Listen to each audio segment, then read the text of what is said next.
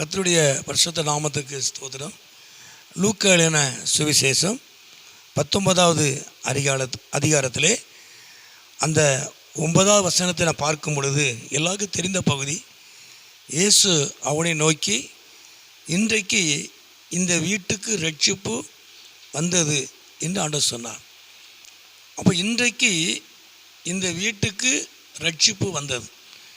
ஆண்டவர் சில நேரங்களிலே உடனே அவர் அற்புதங்களை செய்கிறவர், உடனே கிரியை செய்கிறவர். சில காரியங்களை ஆண்டவர் தாமதப்படுத்துவது உண்டு. ஏன்னா தேவன் அவர் எதை செய்தாலுமே அவர் நேர்த்தியாக செய்வார். அதற்காக அவர் தாமதப்படுத்துவார் முதல்ல. தேவன் எதை செய்தாலும் எப்போது செஞ்சாலும் அதை ஆண்டவர் அவர் நேர்த்தியாக செய்வார். அப்போ சகேயுடைய வீட்டில் ஆண்டவர் இன்றைக்கு இந்த வீட்டுக்கு ரட்சிப்பு வந்தது. அவன் தன்னை ஒப்பு கொடுத்ததை நம்ம மேலே வாசிக்கிறோம்.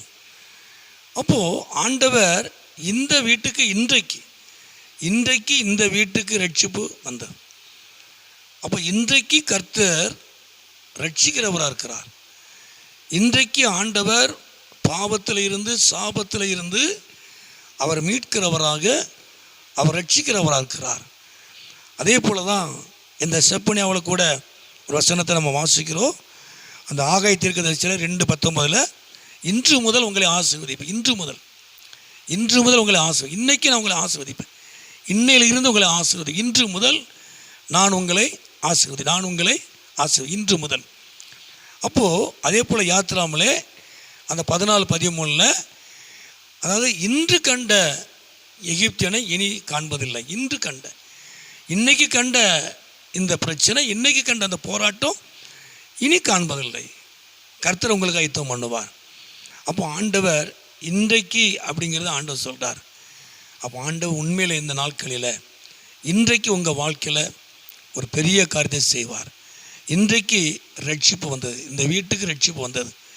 இன்றைக்கு இந்த வீட்டுக்கு சமாதானம் வந்தது. இன்றைக்கு இந்த வீட்டுக்கு சந்தோஷம் வந்தது. இன்றைக்கு இந்த வீட்டுக்கு மீட்பு வந்தது. இன்று முதல் நான் உங்களை ஆசீர்வதிப்பேன். இன்றைக்கு கண்ட எகிப்தியனை இனி ஒருபோதும் காண்பதில்லை. கர்த்தர் உங்களுக்கு ஆயத்தம் பண்ணுவார். இன்றைக்கு கர்த்தர் ஒரு பெரிய காரியத்தை கர்த்தர் உங்களுக்கு செய்வார். இன்றைக்கி செய்வார், நாளைக்கு அல்ல. இன்றைக்கு கர்த்தர் உங்கள் வாழ்க்கையில், உங்கள் குடும்பத்தில் ஒரு பெரிய காரியத்தை கர்த்தர் செய்வார். அவர் ஆசீர்வதிப்பார். ஜெபம் பண்ணுமா? எங்களை அதிகமாக நேசிக்கிற நல்ல பிதாவே, அருமையான ஆண்டவரே, அந்த நேரத்துக்காக ஸ்தோத்திரம். இந்த சத்தத்தை கேட்குற ஒவ்வொரு பிள்ளைகளையும் குடும்பங்களையும் என் ஆண்டவர் ஆசீர்வதித்து உடைய நாமத்தை மையப்படுத்தும். மகிமையான காரியங்களை செய்யும். இயேசுவின் நாமத்தில் ஜெபிக்கிற நல்ல பிதாவே, ஆமேன், ஆமேன்.